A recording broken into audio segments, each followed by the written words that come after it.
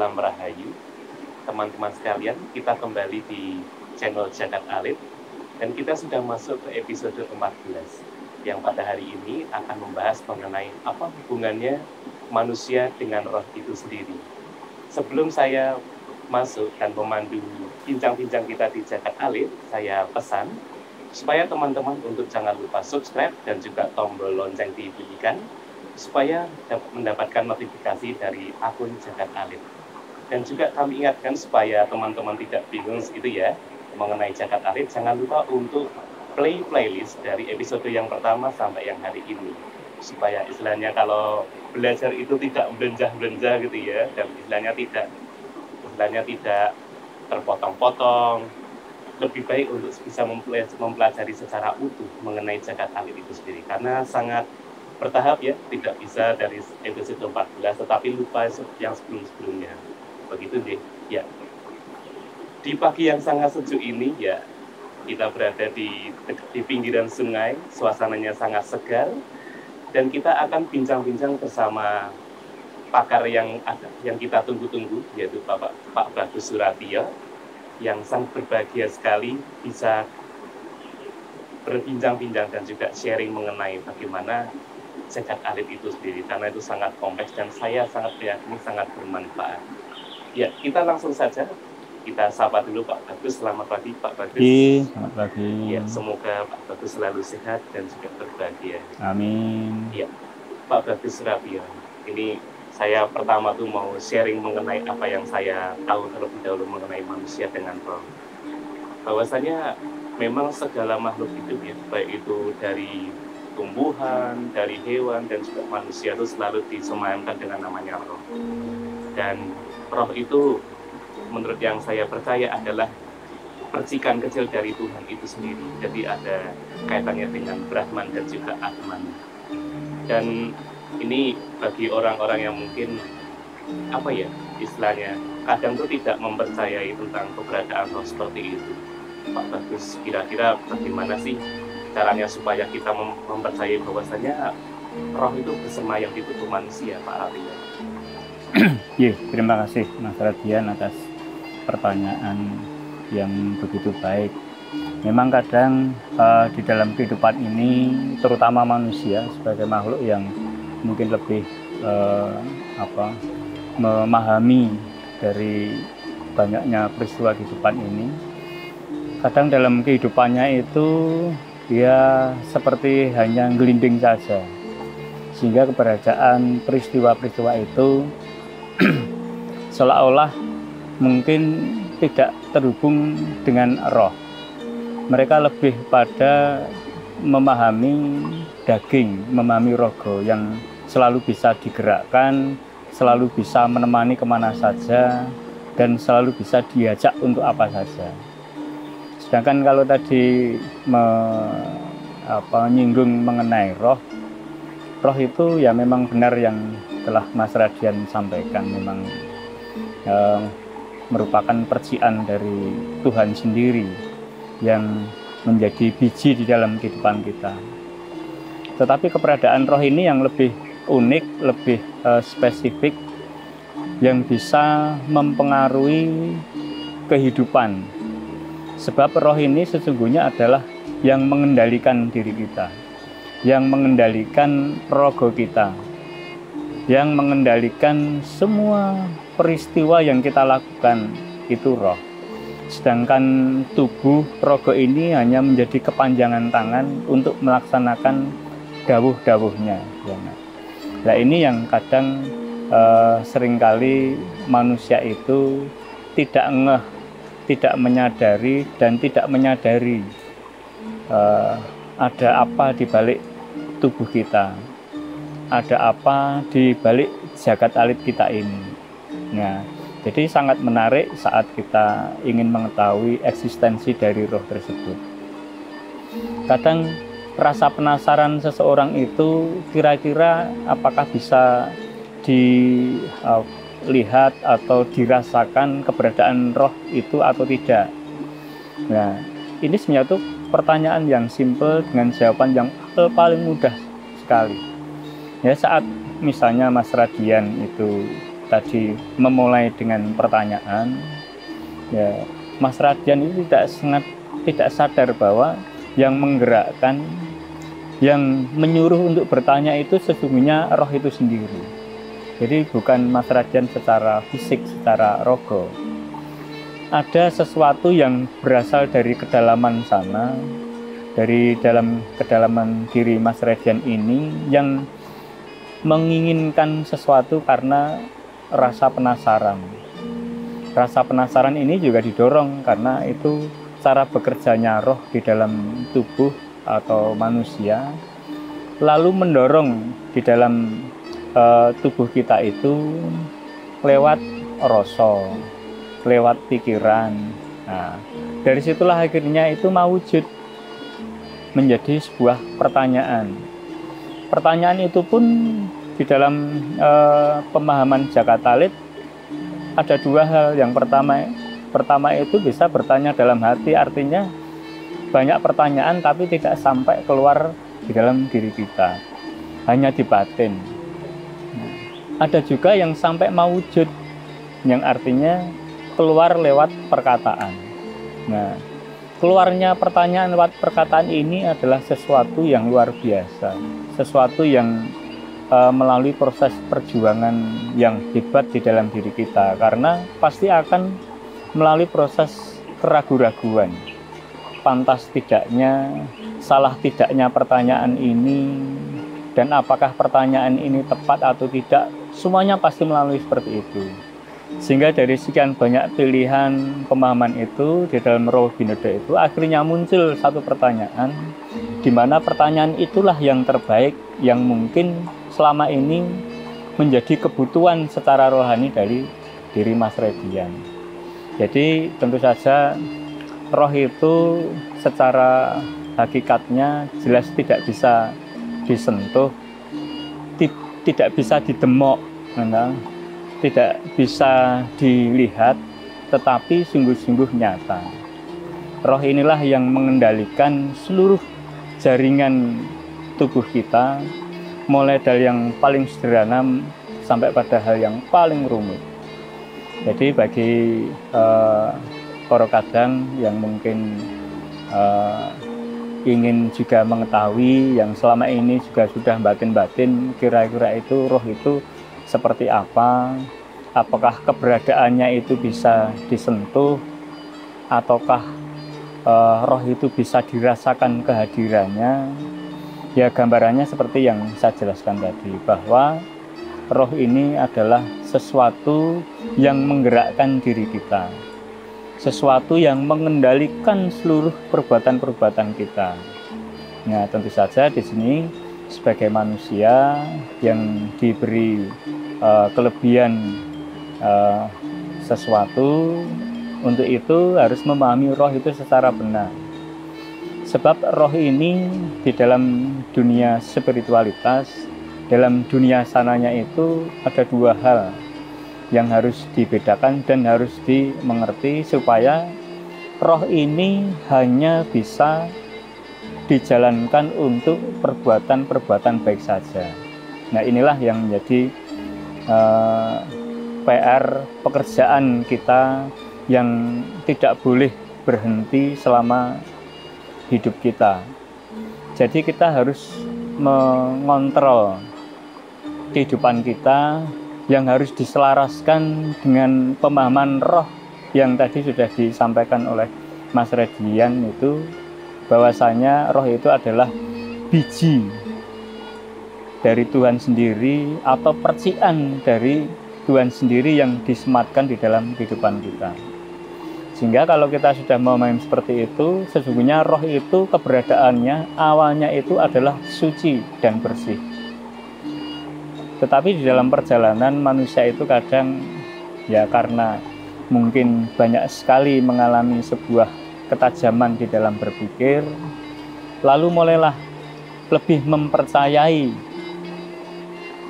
pemikiran, lebih mempercayai penglihatan, atau mempercayai pihak di luar diri kita, sehingga akhirnya roh tersebut itu bisa tergantikan di dalam keberadaan dalam tubuh kita itu yang akhirnya selalu mengarahkan kepada perbuatan-perbuatan yang jahat, perbuatan-perbuatan yang penuh kelicikan.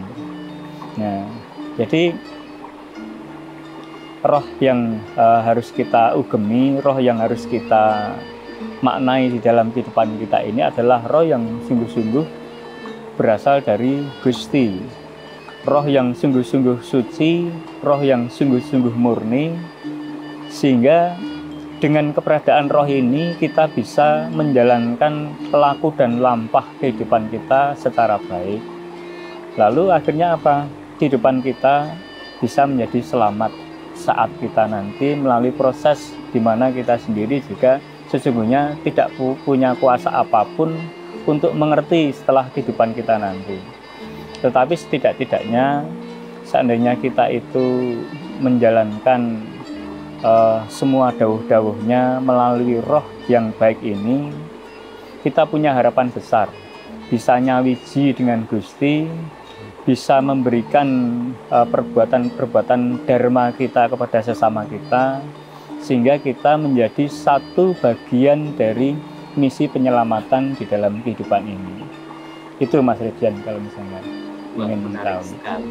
Nah, tadi yang disampaikan Pak Ratio itu saya mendapatkan satu poin penting ya, bahwasanya jiwa dan raga ini tidak bisa terpisahkan dan mereka tidak berperan istilahnya terpisah gitu ya. Dan kalau di Jawa saya sangat ingat ada istilah warengko mancing curiga gitu ya. Jadi tidak mungkin sebuah keris itu hanya dilihat dari warengkonya saja dan itu tidak ada fungsinya, dan begitu juga ketika hanya curigonya saja tapi tanpa warongko mungkin akan rusak sendiri. Dan tadi ada satu poin penting yang menarik, bahwasannya benar-benar roh suci yang disemayamkan di setiap makhluk hidup itu bagaikan biji yang sangat suci. Dan ini Pak Ratio, terkadang saya melihat ada satu kasus gitu ya, tentang orang-orang akhirnya istilahnya berbuat yang tidak sesuai dengan dharma dan istilahnya tidak sesuai dengan etika. Dari biji itu sendiri kita oleh Tuhan diajak untuk menanam, menyuburkan, dan akhirnya kita bisa menyuburkan diri dan menjadi manfaat yang lebih baik untuk sesama, dan pada akhirnya kita bisa membuahkan suatu perbuatan konkret ataupun rasa yang bisa mentremke wong liya. Dan mengenai konsep ngunduh yang pakat, bagaimana sebaiknya supaya kita bisa terhindar dari yang pertama adalah hidup yang serba gersang gitu ya, hidup yang garing, tidak ada harapan, dan bagaimana kita selalu bersyukur dan juga memahami bahwasanya Tuhan itu sungguh memberikan berkah yang luar biasa, yang sesegar sungai seperti ini. Yeah. Jadi menarik saat Mas Redian menyinggung tentang kehidupan kita, di mana selalu saja kita mengalami peristiwa perputaran di dalam kehidupan ini. Jadi salah satunya disebutkan ngunduh waing pakarti. Artinya di sini memang kalau dipahami ini tidak jauh berbeda saat misalnya Koro Kadang itu pernah mendengar apa itu karma. Jadi ngunduh waing pakarti ini adalah sebuah hukum di dalam alam semesta ini yang berlaku semenjak dahulu adanya penciptaan. Sehingga siapa saja saat kita berbuat baik di dalam kehidupan ini, entah itu perbuatan baik, entah itu perbuatan yang jahat, pasti akan menerima hasil dari perbuatan kita itu sendiri. Jadi itu kalau dipahamkan atau dipahami dalam konteks yang umum, barangkali ada Koro Kadang itu yang bukan berasal dari Jawa, sehingga mungkin agak susah juga memahami arti ngunduh waing pakarti. Tetapi akan lebih mudah kalau Koro Kadang itu apa itu karma. Karma itu hukum alam yang sudah disematkan di dalam kehidupan kita, yang sudah berada di dalam alam semesta ini. Saat kita itu mengalami sebuah peristiwa di dalam kehidupan kita, entah itu peristiwa baik, entah itu peristiwa yang tidak baik, itu disebabkan oleh sebuah peristiwa di masa lampau yang akhirnya itu menjadi balasan kepada diri kita. Untuk itulah sesungguhnya Gusti itu menciptakan sebuah siklus, sebuah mekanisme di dalam kehidupan rohani kita supaya kita itu waspada, supaya kita itu mawas diri dalam setiap laku, agar supaya semua tindakan kita itu mengarah kepada dharma yang baik, sehingga dharma yang baik itu akan menghasilkan sesuatu yang baik pula di dalam kehidupan kita. Dharma yang tidak baik, selalu perbuatan yang tidak baik juga akan kembali kepada diri kita. Entah itu bentuknya apakah sama, entah itu apakah berbeda, tetapi itu adalah sebuah ketetapan yang sesungguhnya manusia itu tidak berdaya apapun untuk mengubah itu. Karena ini sudah menjadi rumusan kehidupan, sudah menjadi hukum yang harus kita ikuti dan kita patuhi, hukum yang sungguh-sungguh universal di dalam kehidupan ini. Maka baik seandainya para kadang itu bisa memahami di dalam diri kita. Artinya saat roh ini lalu dipaksa-paksa untuk mengikuti hawa nafsu, mengikuti amarah, lalu untuk menjadi kepanjangan tangan melampiaskan kekesalan kita terhadap sesuatu yang baik, lalu pasti akan mengarah pada sesuatu perbuatan yang jahat. Dimanapun juga, kapanpun, akhirnya kita pasti akan ngelarak ke hatine wong liyan, akan membuat kesedihan banyak orang. Mungkin saat itu kita bisa terpuaskan karena kita bisa melampiaskan apa yang selama ini mungkin menjadi kegagalan di dalam memahami kehidupan. Tetapi pelampiasan yang seperti itu, entah itu sengaja maupun tidak sengaja, akan berdampak di masa depan. Nah, lambat laun diri kita akan kehilangan paseduluran. Nah, kamangka kehilangan paseduluran itu adalah kita kehilangan rahmat yang agung, di mana kalau kita memahami rahmat Allah itu selalu saja hadir melewati orang lain. Entah itu baik pitutur, saran yang baik, kepedulian, bantuan, itu adalah